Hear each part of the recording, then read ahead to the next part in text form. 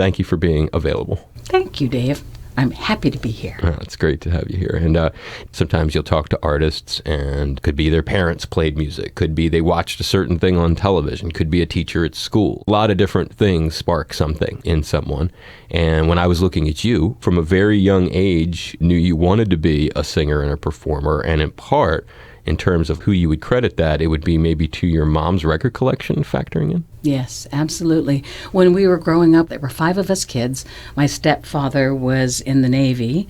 We really didn't have money, but my mom loved music, and she used to play records all the time. Sarah Vaughan, Ella Fitzgerald, the Beatles, Mario Lanza. There was a lot of different kind of music that we listened to, and music became the catharsis in my life. When was the first time you started singing yourself? Maybe 3 years old. Wow. Any opportunity that I could get up and sing. And then eventually, when I went to elementary school in kindergarten class, when everybody would bring show and tell things, I would bring Sarah Vaughan and stand in front of the class and sing Sarah Vaughan. When did it start that you were performing professionally? I performed all through high school. And then right after high school, I started doing sales for Keola and Kapono Beamer when they were at the Ocean Showroom, and Andy Bumatai was their opening act. At that time in Waikiki, they had 2 shows on Fridays and Saturdays at 9 and 11. And then Andy did a solo show at 1 o'clock in the morning. Wow. That all the entertainers in town used to come to after their shows. Unbelievable. Those back in the day, right? I mean, like nowadays, Blue Note has a show at 6:30 and 9 o'clock. Right, everyone's We don't go to asleep by bed. 1. So I was doing this show, seating people at 1 o'clock, and Andy says, we keep hearing that our hostess over here can sing, and we're going to ask her to come up and sing. And I did, and it just so happened Keola and Kapono were sitting in the house that night after their shows, and Keola called me the next day and asked me to be the featured female vocalist in their next show. That was your debut there? Yeah. At a 1 a.m. Andy Bumatai show. Yes. And this is 1979? Yes. Incredible. Had any small detail changed, had Keola and Kapono not stayed, had I gone home after I'd seated the people, any of that, then none of that would have happened in that way. Wow. Well, it's like sometimes it seems like it's meant to be. Right. I have James Brown down as the biggest act I know of that you have opened for. Would you second that? I would second that. Where? What venue? This was the Sheraton, Waikiki. Wow, he played in that place. Yes. 2001, is that right? I believe so, yeah. You ever seen him in concert? Never. So I was there for sound check, and I didn't leave, which was amazing to watch, too, because he was really tough on the band. Did you get to interact at all with him? No. I think I said hello to him. Did he play organ and stuff? No. Just No, directed the he band? had the most incredible band. Oh, I'm that sure. played. He'd catch anybody not doing something. As he's turning, he'd be like, that's $5. Oh, God. He stopped during sound check. I mean, he was playing, and it was just intimidating. So you watched him do a little of that. Absolutely. I was taking in every second I could. Was he angry, or was it just a quick thing? Or No. He was angry, and he used every word that you can think of as he was explaining to them, and he would chastise them and have them do it over and over and over. It was scary to watch. On the other hand, when you're watching a master... Did it end on a good note at soundcheck, or, I mean, did they just leave? Yes. He was happy when they were done. Yes. You've done a lot of different stuff. I mean, that is a good, because you're also, I know you've done some stage stuff. Right. South Pacific. Right. They found you here and then brought you to New York City to work at Lincoln Center. It's a crazy story, but I'll condense it for you. Diamond Head Theater is my home theater. I've only been able to do a couple of productions with him because as a chick singer, I was working, 5 nights a week, 6 nights a week. That's my income. Right. So when you do community theater in Hawaii, you don't get paid.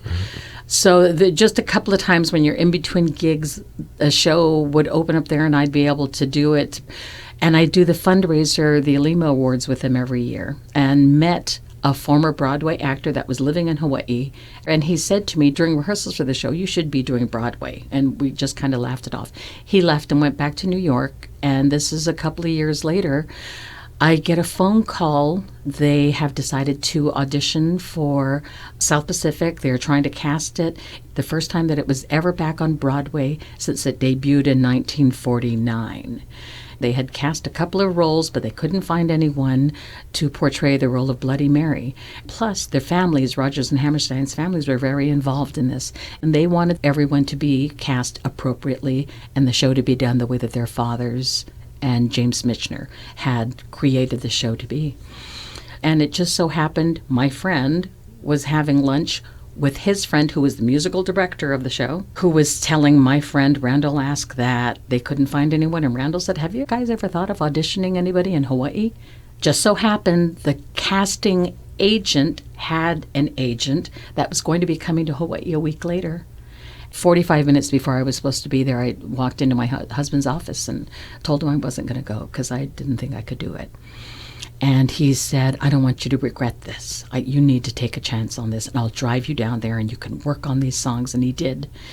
I went into the audition and I just did what I was supposed to do the best that I could. The agent said to me as I left the room, it's going to take about 6 weeks for everybody that needs to see this audition tape to see it. 2 days later, my phone rang, and it was the casting agent, and he had shown this audition tape to the director, who said, that's her. And they flew me to New York, and I had 2 auditions, one for the director, musical director, and musical theater director at Lincoln Center. And then I had a bigger audition a couple of days later, probably about 18 people in there. Unbeknownst to me, it was the entire Rodgers and Hammerstein organization and everyone from Lincoln Center that was involved in all of this, and they all had to say so. And they called me back in the room and hired me. And they flew me to New York the following January, and I was there for 3 years. 3 years. Crazy. And then came back home for about 6 months, and they took me to the West End in London, and we did it at the Barbican. And then I did the tour across the UK, the same production. Yes, it was an incredible opportunity and to meet some of my greatest heroes in the music business. You know, the greatest one for me, I got this knock on my dressing room door. Our stage manager says, James Taylor wants to meet you. And to walk down the hall and he's standing there. James Taylor has helped me cry through so many heartbreaks and joys through my life. So all of a sudden now, here's this time that this man that I idolized came to see the show that I was in. And then another knock on my door, dressing room door, and it's Bette Midler is here, and she'd like to meet you. And there you have the Hawaii connection. Yes, and high school connection. We both went to Radford. Wow. Yeah, and to have her sitting in my dressing room for a half an hour as we're talking all about Hawaii and all about performing and all about Radford and growing up in Hawaii. It's wild. This is my life. It's Loretta Ables Sayre, an easy person to talk to at the Blue Note Sunday at 7. Lots of things that you can draw from. A life filled with experiences. I'm really appreciative that you came down to do this. I hope it was fun going through some of this with me. Maybe sometime we'll have you sing in the Atherton or something like that. I would love that. I actually recorded my CD here. What haven't you done? Thanks for coming down. I appreciate it. Thank you, Dave. Thanks.